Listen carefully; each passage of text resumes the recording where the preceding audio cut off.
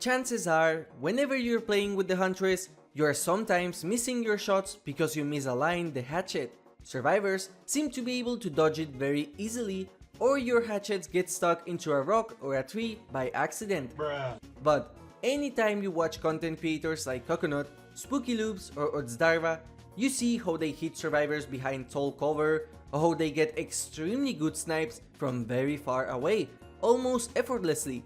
It's like they are playing a completely different character. And the reality is that they are indeed playing a completely different character. They understand the weird game mechanics that are unique to DBD, and as such, they are able to exploit this knowledge to the max, getting hits that might seem very impossible or unfair.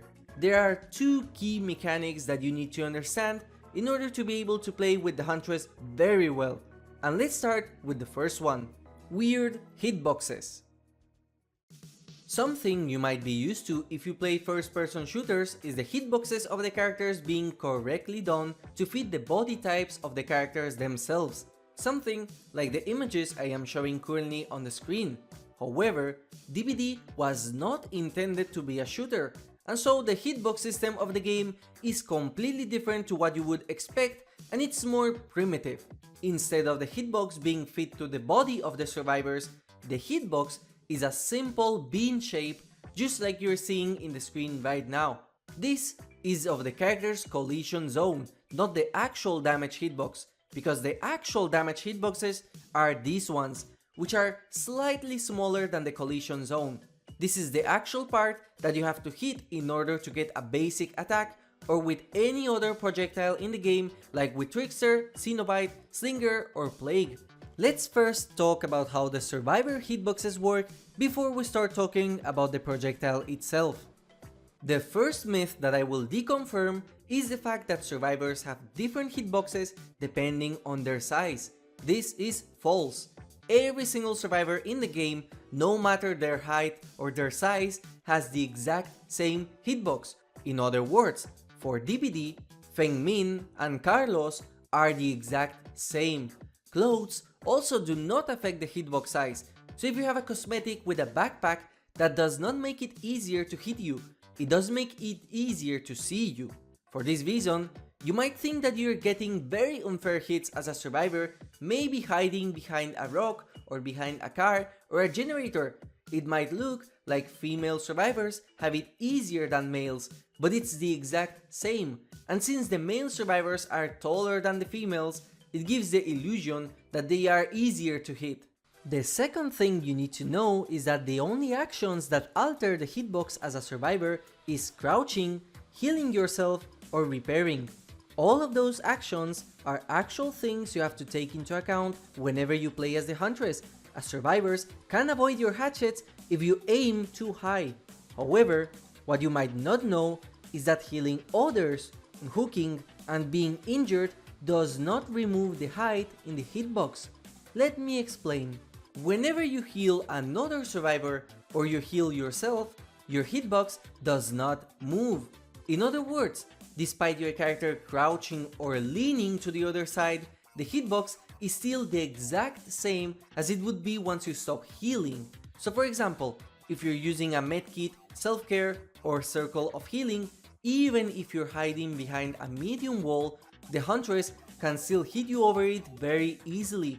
This is why as a Huntress, you can attempt to aim high at survivors that are healing behind cover or behind a generator, as you can still hit them despite it visually not looking like you can. Now the worst offender of this is actually whenever a survivor is healing a downed teammate, as the normal thing to do as a player is to hit towards where the healer is. However, just like with my previous examples, the hitbox of the survivor is static no matter how far away the survivor is from the actual hitbox. This is best showcased in this example. As you can see, despite me visually hitting the survivor, the hatchet just goes straight through the character. I believe this is one of the most important things to understand as a projectile-based character, and this is something that actually made me lose a match in the past. No! How did I... So remember to always aim at the butt of the survivors. Another very important thing you need to know is that unhooking does not change your hitbox just like with the previous examples. So in order to hit the person saving instead of the hooked survivor, you have to make sure to hit a little bit behind the rescuer. And finally, the most important part, as it's going to be needed for the majority of the match, is that a survivor that is injured has the exact same hitbox as one that is healthy, despite visually being more crouched. This in turn causes hits like these to be possible. Knowing over what walls you can hit and what walls you can't is the key to getting some extremely nasty and unfair shots, but that is exactly how the hitbox works in DBD. Another example that is more common in matches is a survivor running while injured, as they move their body to the front. Since the hitbox is located at the butt of the survivor, you can get some extremely unfair hits where if you slow down the footage, you can see that visually you have missed the hit. As a Huntress, and as any of the characters in the game with projectile attacks like Slinger, Trickster, Plague, or even characters where they themselves are the projectiles like Wesker, Victor, or Demogorgon, you have to aim, just like with the down survivor example, at the butt of the survivor because that is the center of the character. So now that you know how hitboxes work in DBD, it's time for you to learn how the hitboxes of the hatchets work. The hatchet is divided into two different parts, one being the collision hitbox and the other being the actual hitbox. This is the official hitbox of the hatchets in DBD, with the red ball in the middle being the collision hitbox. If this collision touches any part of the terrain, the hit misses. The bigger circle is the actual damage hitbox, so if that ball collides with a survivor hitbox, it counts as a hit. Yes, the hatchet hitbox is that big, and the different hitboxes means that you can throw your hatchet in small holes that you wouldn't think you are able to, like in the shack. So now that you understand both hitboxes, you can see how very good Huntress players can hit over walls. Huntress players know how high the survivor hitbox is, and know how big the hatchet hitbox is as well, so they are able to do shots like this. However, even when you know how hitboxes work in DBD, this knowledge is pointless if you can't aim your hatchet well on the first place. Knowing where the center of your screen is will massively help in getting those snipes that you have seen content creators do. So the next thing you must learn is how to aim the hatchets. DBD has a very unique design choice, unlike any other game I have seen. It has no crosshair. For that reason, you have to learn from muscle memory where the middle of the screen is, as this is very important to know. Now first, I have to ask you, the viewer, a question. Do you consider filters in the game to be cheating? If your answer is yes, skip to the next part. But if your answer is no, then let me tell you about a feature that your monitor possibly has. The majority of monitors have a crosshair option that is built in inside the monitor, which can help you know where the middle of the screen is. The developers have confirmed that this is not a bannable offense, and as long as you find it better for yourself, then that's all you should care for.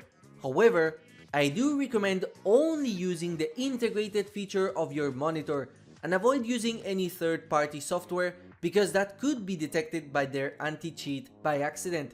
At worst, what you can do is just put a piece of tape in the middle of the screen, and that is undetectable and it works no matter where you play the game at. Now, if you're like me and you want to learn it the traditional way, then the only way to do so is to mentally train your brain to always find the middle of the screen at all times. The middle of the screen is located exactly at where the dot in my footage is, so all you can do is practice and practice. However, remember that the Huntress is not a hitscan character. In gaming, the term hitscan means that the bullet does not exist as an entity, and instead it travels instantly to where you aim. Take Fortnite's ARs as an example, as those weapons are hitscan, whereas weapons in Call of Duty have bullet travel time. The hatchet projectile has a specific speed and curve depending on how much time you charge it with the Huntress. If you throw the hatchet fast, you will see that it will not travel that fast and it will have a significant curve. This type of throws is the best if you want to throw it fast at a survivor that is about to take a window, or if you want to curve it over obstacles. The second type of hit is the maximum charge shot. Once you hear this sound, it means that your hatchet is charged at maximum. The hatchet will travel extremely fast, but not hit scan fast, and it will have almost no curve either. This is the type of shot you have to use if you want to make it very hard for a survivor to dodge a hatchet, and if you want to hit snipes. In other words, be patient, avoid using the first type of shots, and always try to charge your hatchet shots, and you will notice a very big difference than if you were just to spam your hatchets randomly. So these two things are exactly the knowledge you need in order to hit the amazing shots you can see your favorite content creators do. Now, remember one very important key thing about playing the Huntress. Remember that in order to become good, you have to play match after match after match and just practice. For every amazing hit you see in a compilation, those same players have missed countless and countless of hatchets in their matches. They only show the best hits, but not the many failures. Don't feel discouraged, just select the Huntress and try to hit your shots. My personal recommendation to you is to use this build over here in order to practice your Huntress shots with the new knowledge you got from this video. This build will let you hit the best snipes ever, as well as have almost constant aura reading at the cost of no gen defense. Just don't worry about the gens and go for every chase. You will have more chances to use your hatchet, and you will also have very useful aura reading to help you predict the survivor's movements. Thank you for watching, and I hope these tips were useful. If they are, please consider liking the video. Thank you.